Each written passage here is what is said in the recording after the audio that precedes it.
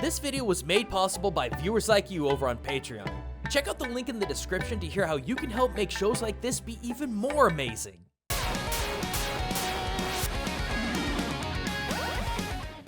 Hey everyone, Gaijin Goombah here, and yeah, I guess it's time we talk about Ghostwire Tokyo.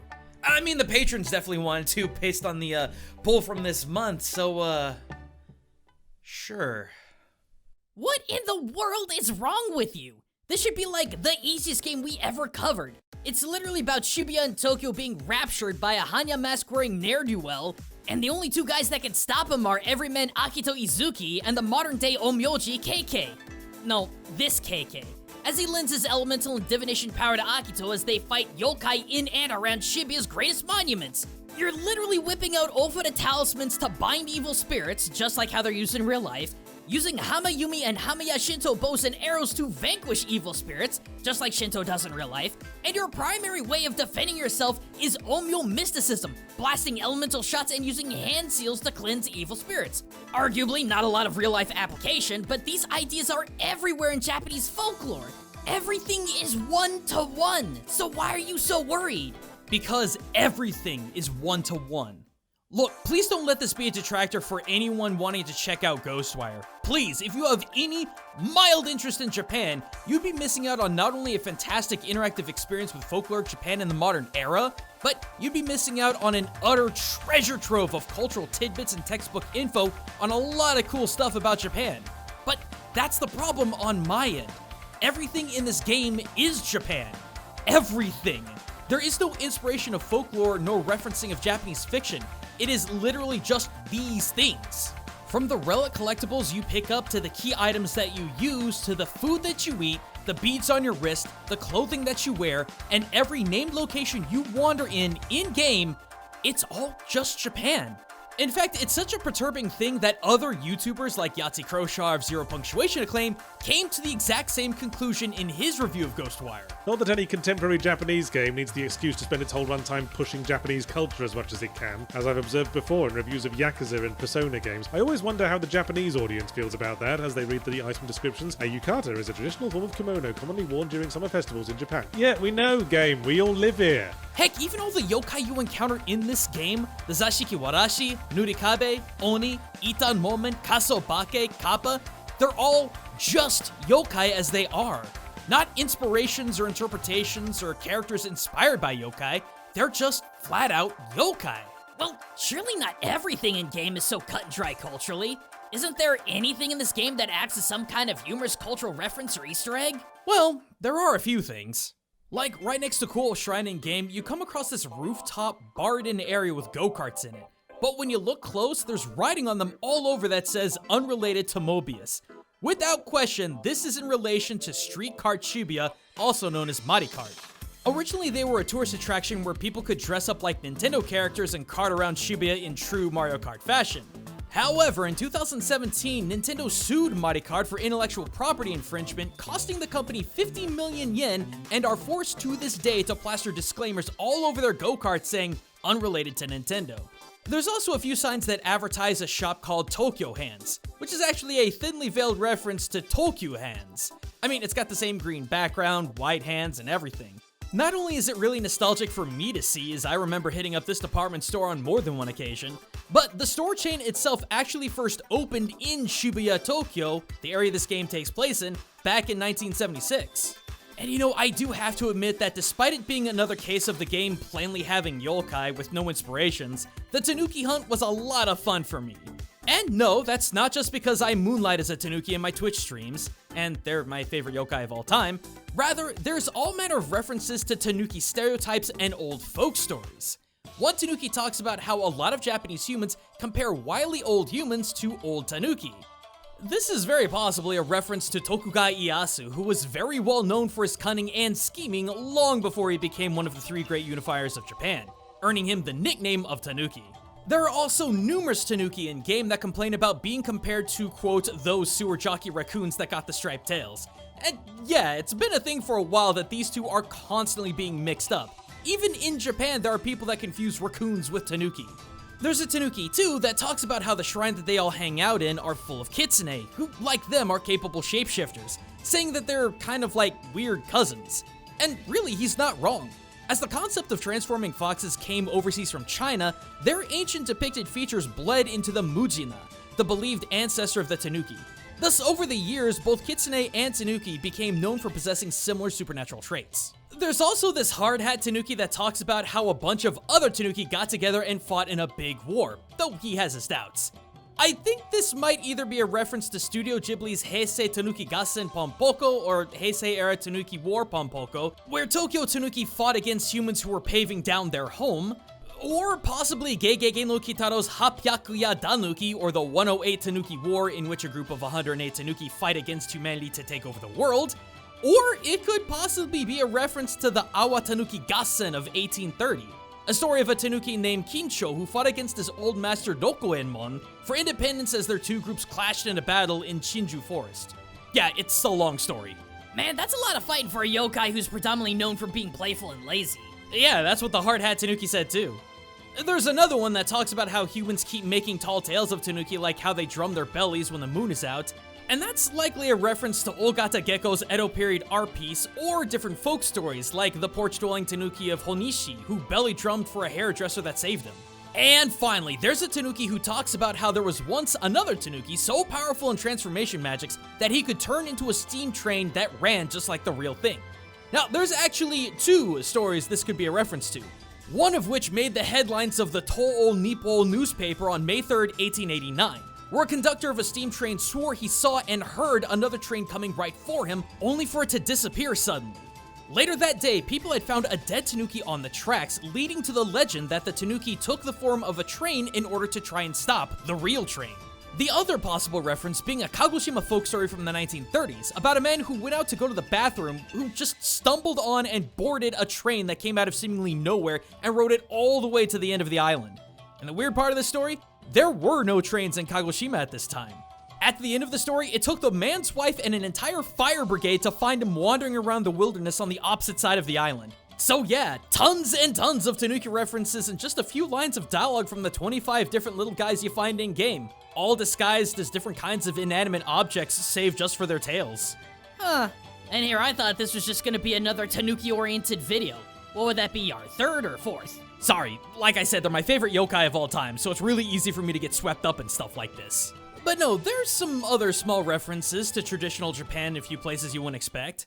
Like, if you pray at the different shrines that you cleanse, you have the option of dropping either 100 to 500 meika, or weird yen in this game, as an offering. The interesting thing is, if you drop that 500 yen, you get a lot of really helpful options, such as map marking otherwise hidden items, health and item regeneration, and other in-game benefits.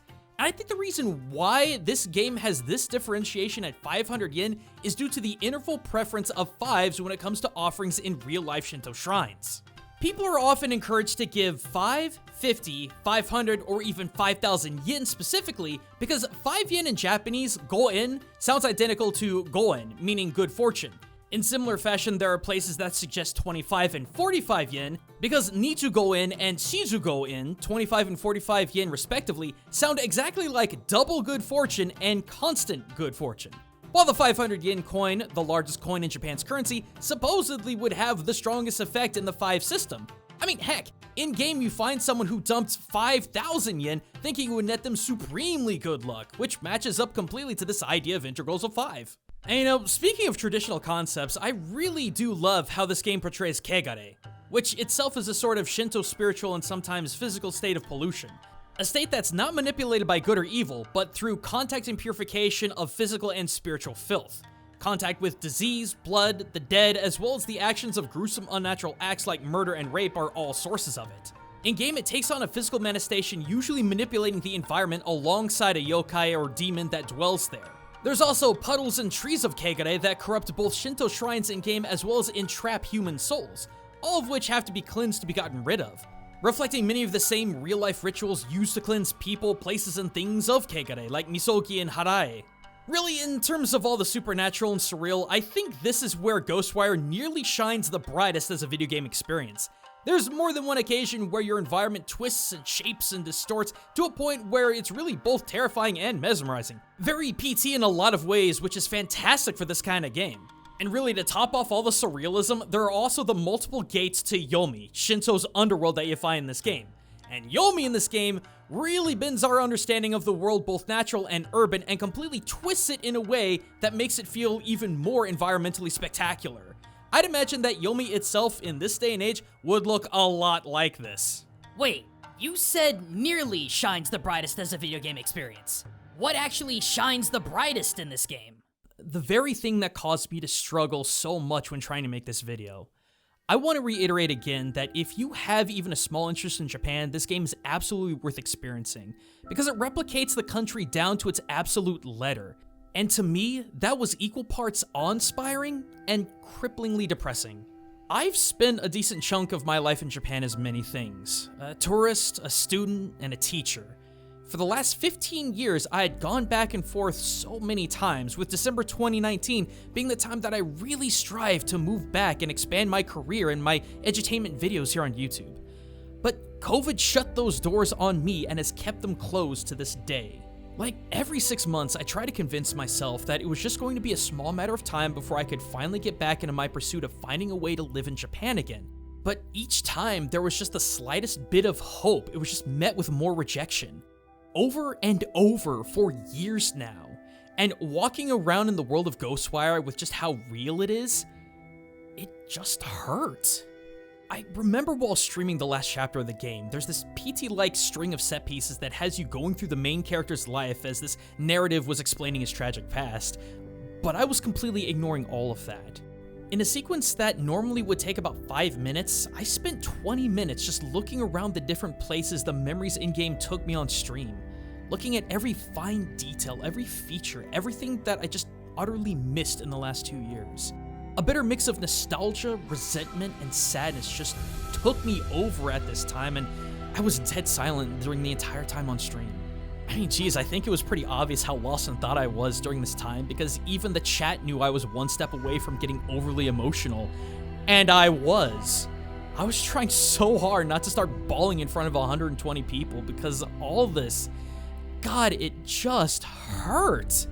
It's dumb. It's so dumb to be this upset and sad. To be this nostalgic and angry over what's arguably a very temporary situation. But playing this game, basically reliving my time in Japan with every tiny detail in this environment, just hurt me so bad. Every time I got excited about seeing something that I remembered from my experiences abroad, all it did was remind me that I couldn't go back, and I had no idea when or if I could even really see it again.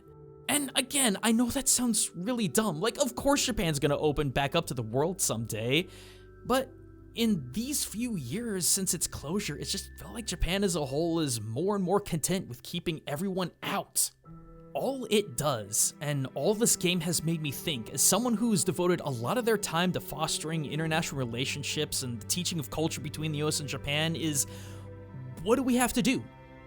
What do we have to do to make you happy, Japan? We're vaxxed, we wear masks. What is it? What do you want? Do you think this is a foreigner's disease and you think we're responsible for it? The entirety of the outside world? I wouldn't complain, but your Cool Japan initiative over the last 2 decades was founded on the idea of creating soft power through, and I quote, indirectly influencing behavior or interest through cultural or ideological means. You wanted to spread Japan's attractiveness and allure to the world through everything from games to manga to anime to fashion to commercial products, food, clothing, everything. And you know what? You did it, Japan. You got the whole world's attention. You got a lot of our love, interest, and even hopes and dreams because you showed us how cool you were. But where are you now? 2 years into global isolation. The last developed country in Asia to keep their doors closed to the rest of the world. A world that you fostered interest in your modern and contemporary culture. That's why I both greatly love yet greatly despise this game. And if I'm the only one that has these thoughts, so be it, but it's just how utterly precise this game is when it comes to the day-to-day life in Japan that makes it so beautiful and amazing, yet tears holes in my heart as I'm reminded of not just the loss of my future plans being ripped out from under me, but how 2 years later there still isn't any sign of things changing anytime soon. 2 years of friends and those I would call family that I dearly miss. 2 years of possibilities, projects, experiences, plans, frozen for an undetermined amount of time. So I just still sit here and struggle while I'm playing with this game thinking, what do you want from us, Japan? What do you need us to do? Because a lot of us are very willing to do it, but you're not even giving us a chance. Huh. I guess it's kind of ironic too that this song you're listening to is from the game, and it's literally called Mata ao hi mate, or Until the Day We Meet Again. Well, look, I think there are at least a few people out there that can share the same kind of sentiment you're going through, and we both know for a fact there are more than a few people in Japan who want their doors back open to the rest of the world too. Yeah, I know. I think so too. And it's like that Tanuki told me in game. Even if things could be better, try not to sweat it. Life's always got ups and downs. Take it one day at a time. And you know what's crazy too? I have an entire other video I could talk about with Ghostwire, despite complaining there's so little on the surface that I could talk about. If you thought this video was depressing, have a brief look into the bios of each of this game's visitor enemies. Cause while it seems like they're just basically Ohaguru Betari Yokai, especially one of the bosses, within them is a terrifying warning about Japan's social problems that hopefully won't be overlooked. And maybe we'll talk about them sometime. But for now, thanks for watching everyone, and thank you to my patrons who chose this topic for April. This depression of not being able to get back to Japan is something that I've actually been working through little by little with my therapist, and really, doing this video has really helped me mentally, so thanks for that. Next time though, you can expect a far happier topic as we delve into the cultural inspirations behind the characters of Pocky and Rocky Reshrined. From badass samurai women to Kami whose amazing rack saved Japan. Twice. We got a lot to cover next time, so sub up, hit that notifications bell, and check back to our YouTube page every once in a while to not miss out on that. But until next time everyone, this is Gaijin Goombah, signing out.